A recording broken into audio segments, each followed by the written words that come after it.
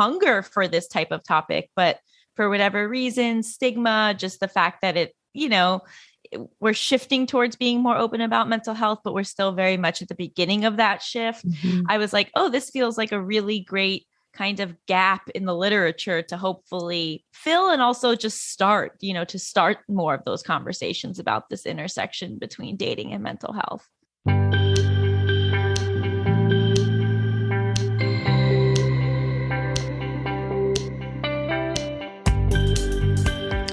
Hello, and welcome to In the Rising podcast. My name is Bettina Brown, and this is the platform I've chosen to talk about living a life that's in alignment with your hope, your dream, your goals, your vision, and really the life you absolutely want. And my guest today is Allison Raskin, who herself has in many ways a life we would love to have, a YouTube channel with to date over 650,000 subscribers, a New York Times bestseller, and also is very open and vulnerable with this one particular topic. And that is that she herself has some difficulty with mental health, her own mental health. And she's written a book, Navigating Romantic Relationships When You Have Anxiety, OCD, and/or Depression. And she really delves into topics that very few of us talk about. Very few of us really feel comfortable opening up, even to our partners, about things that we're struggling with. But it is so important because many of us still want a long-term relationship of some manner with one person, two people, however that looks to you. But we have to be open and be seen. And that includes our mental health. So I'm really eager for you to listen to Allison today. So welcome, Allison, to In the Rising podcast, the platform where I talk about being in a certain situation and rising up from that, or being in a multitude of situations and rising up from that. And I have your book, Overthinking About You, Navigating Romantic Relationships When You Have Anxiety, OCD, and Depression. And my first thought was like, well, isn't that like everybody who has at least one, if not two or all of them? But this is also a very important topic because it's our romantic, relationship, something we want to build for. Share with me what gave you this drive to write such a personal and revealing book. Yeah, so I've had OCD since I was 4 years old. So for me, mental health has always been a part of my life. It's always been something I'm working on and aware of. But the dating part of it all was always really tricky. Like nothing could knock my stability more. Nothing brought out the worst sides of myself easier. And it really felt like this area of my life that I had little to no control over.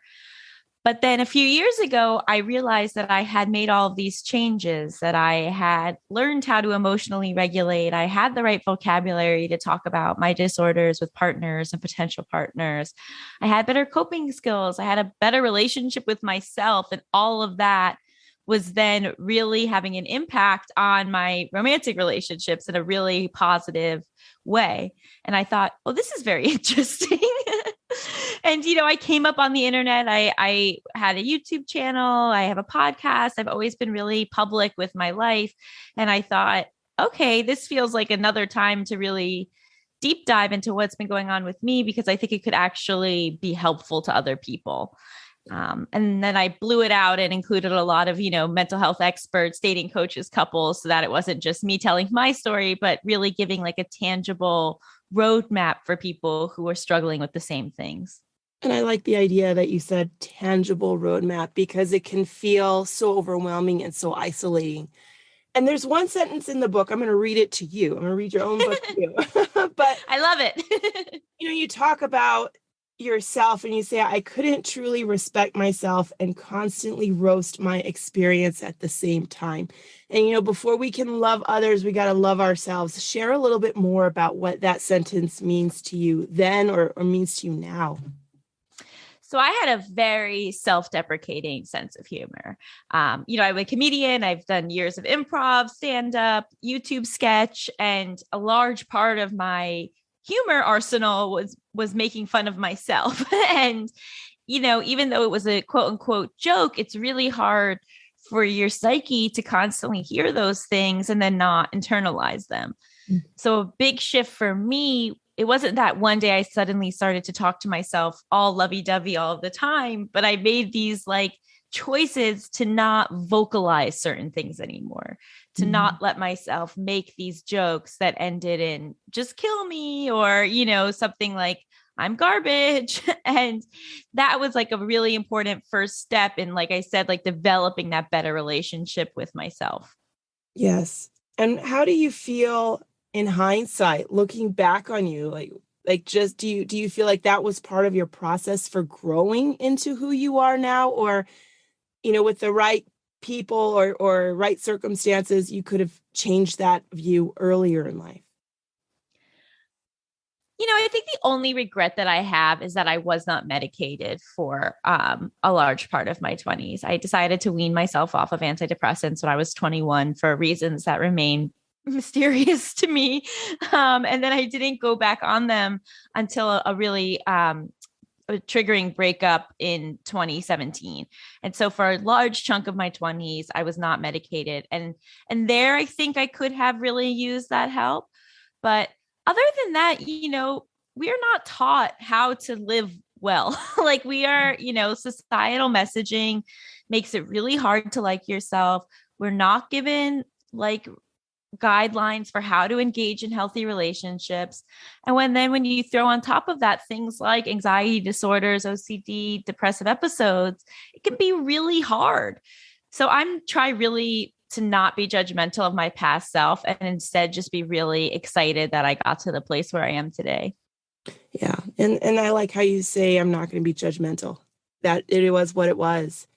You're writing this book about relationships and mental health, and they're not many on the market. Like it's something we don't talk about. Share why you feel so strongly about putting that out there. It's one of those things where it's very rare to have an idea that hasn't been done before. And I doubt I'll ever have one again. But the idea just sort of popped in my head. And then the moment I sort of started, mentioning it to friends, mentioning it to my book agent, like everyone was like, oh, wow, we need this. And so that really like signaled to me that there was this like hunger for this type of topic. But for whatever reason, stigma, just the fact that it, we're shifting towards being more open about mental health, but we're still very much at the beginning of that shift. I was like, oh, this feels like a really great kind of gap in the literature to hopefully fill and also just start, to start more of those conversations about this intersection between dating and mental health. And there is an intersection. There has to be. You said the word stigma. And there is a huge still stigma out there that if we're, we want to be vulnerable, you have to be authentic, yet you can't be too authentic and talk about your mental health. Share what your thoughts are on that whole stigmatization of mental health. I think it's a double-edged sword in a way because we know logically that we shouldn't have it, right? But then it's also really hard not to have it. And then we feel bad at ourselves for feeling stigma. So the first step for me is just like acknowledging that it is okay to feel stigma about your own disorder. Like it makes sense that you feel that way, but then doing the work to work through that. Like not assuming you're going to wake up and be like, I love having OCD. I love telling people about my OCD. I love that, being so vocal about it. Like that's probably not how you were raised to feel about it. So there's a lot of work to undo. But I think that the more that people hopefully, in the public eye are able to do that, the easier it is for people who might be more private to start to feel comfortable opening up. And opening up is what we need to do when we're dating, right? With our potential partners. And you have a section in your book that talks about dating and also that this is like you're dating for a job. You're going to find the right candidate for your job. And that's a really good way to think about it. A candidate for someone who's going to be part of your life. What are ways for someone to talk about their mental health with their potential partner? And at what time? I don't think it's so much like what time in terms of what date. It's more like what stage in the relationship are you at? Are you at a place where you are really getting to know each other? Because I think a lot of dating now is it's pretty casual and surface level.